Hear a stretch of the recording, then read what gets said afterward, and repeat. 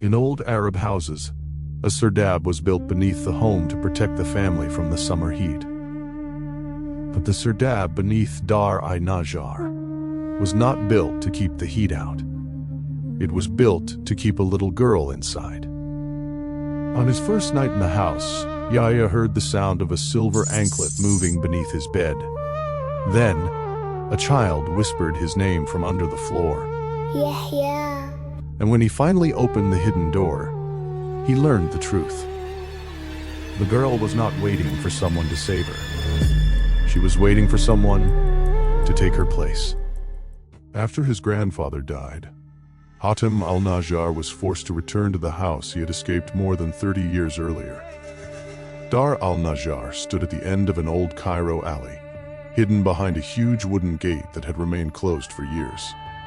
Yahya arrived with his father, his mother, Amina, and his 10-year-old sister, Salma. The moment their car stopped, every conversation in the alley ended. An old man lowered his eyes. A woman pulled her child away from the door. Several wooden windows closed at the same time. Yahya asked his father why everyone was staring. Bint did not answer. He only pushed the gate open and said, "Whatever you hear at night, stay inside your room." That night, Yahya slept in a room overlooking the inner courtyard. The room smelled of old wood, dust and incense that had soaked into the walls many years ago. Moonlight entered through the mashrabiyah, drawing strange patterns across the floor. Shortly after midnight, Yahya opened his eyes. He had heard something metallic, one soft chime, then another. It sounded like the silver anklet worn by young girls in old Egyptian villages. The sound moved slowly beneath his bed, from his feet toward his head. Yahya held his breath. The anklet stopped directly underneath him. Then a small voice whispered through the floor. Yahya. Yahya left his room, certain that Salma was trying to scare him. But the corridor was empty, and his sister's door was still closed. Then he heard the anklet again. This time, it came from the courtyard. Yahya stepped onto the wooden balcony and looked down. A small girl stood beside the dry fountain. She wore an old white galabeah with dark red embroidery. Her black hair covered half of her face. For several seconds she did not move. Then she slowly lifted her head and looked directly at him. She raised one finger and pointed toward the ground beneath the fountain. Yahya lifted his lantern. The flame died for only a second. When it returned, the child was gone. In the morning, Yahya tried to convince himself that he had been dreaming. The house was old. The wind could move metal. Shadows could take strange shapes at night. But when he lifted his mattress, he found a yellow piece of paper hidden beneath it. The paper was covered with small fingerprints made from dark red dust. The prints were far too small to belong to an adult. In the center, someone had written a single sentence in Arabic. "Come down alone, Yahya." Beneath the words was a child's drawing. It showed a small girl standing beside a narrow door. Behind the door, the child had drawn nothing except a black, empty space. Yahya showed the message to his father. At first, Bint said that no child had ever lived in the house. He told Yahya to throw the paper away and never speak about it again. But inside the guest room, Yahya noticed an old family photograph. His father appeared in the picture as a young boy. Beside him stood a little girl wearing the same embroidered galabeah Yahya had seen in the courtyard. Someone had scratched her face from the photograph. When Yahya asked who she was, the prayer beads fell from Bint's hand. His father stared at the picture for a long time. Finally, he whispered, "Her name was Maryam." Then he looked at Yahya and said, "She was my younger sister." Bint refused to say anything more. So Yahya went to Rabia, the oldest woman in the alley. She had lived opposite Dar Al-Najjar since she was a child. Rabia said Maryam had once been a normal, cheerful girl. But everything changed after she found a silver anklet buried near the courtyard fountain. After that, Maryam began speaking to someone no one else could see. Every night, she stood beside the fountain and whispered into the ground. Then, during a violent storm, the people of the alley heard Maryam screaming from beneath the house. The next morning, the family said she had disappeared. Rabia leaned closer to Yahya. "Maryam never left that house," she said. "And if she calls your name again, do not answer." On the upper floor, Yahya discovered a small wooden door wrapped in a rusted chain. His father had warned him that this part of the house was unsafe. But the chain looked as though someone wanted to keep people out, not protect them from falling walls. Yahya broke the lock. Inside was an abandoned child's room. Handmade dolls sat beneath layers of dust, and charcoal drawings covered the walls. The people in the drawings had no faces. But every picture showed the same thing: a narrow door beneath the courtyard fountain. On the child's pillow, Yahya found the silver anklet. The moment he picked it up, the bedroom door slammed shut behind him.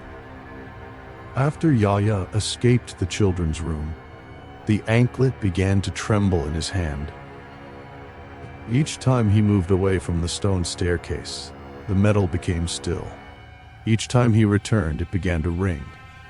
Beneath the stairs, Yahya found a carved wooden panel.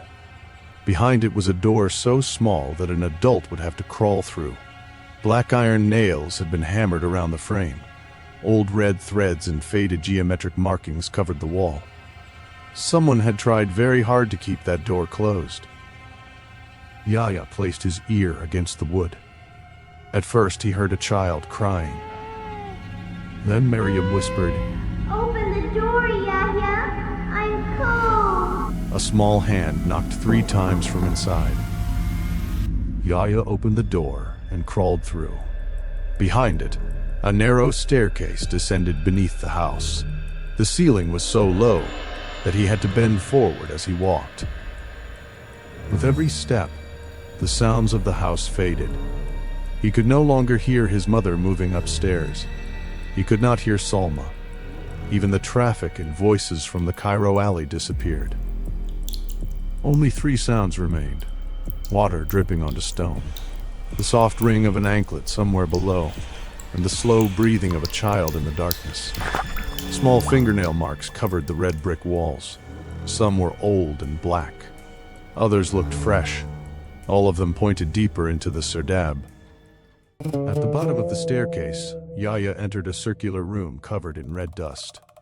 A child's wooden chair stood in the center. Beside it lay the small remains of a girl, carefully wrapped in an embroidered Egyptian cloth. Words had been written across the wall by a woman's shaking hand. "Forgive me, Maryam. The thing inside you is not my daughter." Yahya found an old leather diary belonging to his grandmother Zara. She wrote that Maryam had changed after wearing the anklet. At night, the child spoke with the voice of an old man. The final page contained one warning. If her body dies, the thing will search for another body from the blood of Al-Najjar. Footsteps sounded on the stairs behind Yahya. His father entered the chamber holding a lantern. Hatem finally admitted that he had been there on the night Maryam was locked inside. He had been 12 years old. He heard his sister begging their mother to open the door, but his father held him back until her voice finally stopped. By morning, Maryam was dead, but her voice did not disappear. For years, something beneath the house called every member of the family by name. It promised money, children, revenge, or whatever they desired most. Hatem pointed toward the wrapped remains.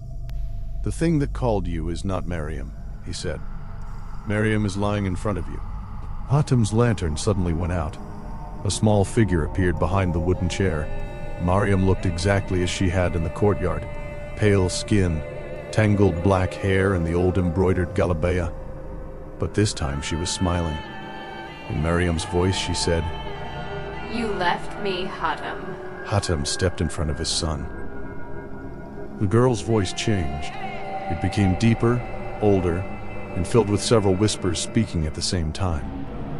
But your son came to me alone. Black shadows spread from beneath her feet. Miriam touched Yahya's face. Miriam died a long time ago. She whispered. Her smile widened. I am what remained. Hatem grabbed the chamber door and shouted for Yahya to run. The black shadows moved toward his father, wrapping around his arms and chest. Hatem held the entrance open just long enough for Yahya to reach the stairs. Yahya climbed as fast as he could. Red dust filled the passage, and the walls shook beneath his hands. Behind him, Hatem screamed his name one final time. Then the chamber door slammed shut. Yahya was almost at the top when he heard the silver anklet directly behind him. A cold hand touched his cheek. Every sound disappeared. When Yahya opened his eyes, he was lying in the courtyard beside his mother and sister. His father never came out. The family left Dar Al-Najjar the following morning. Several weeks later, Amina moved with her children into a small apartment in another part of Cairo. Yahya had changed since the night in the Sirdab. He rarely spoke. He never asked about his father. And every night his mother found him sitting awake beside his bed, staring at the floor. One evening the family sat together for dinner. Salma heard a soft metallic chime beneath the table. She looked down.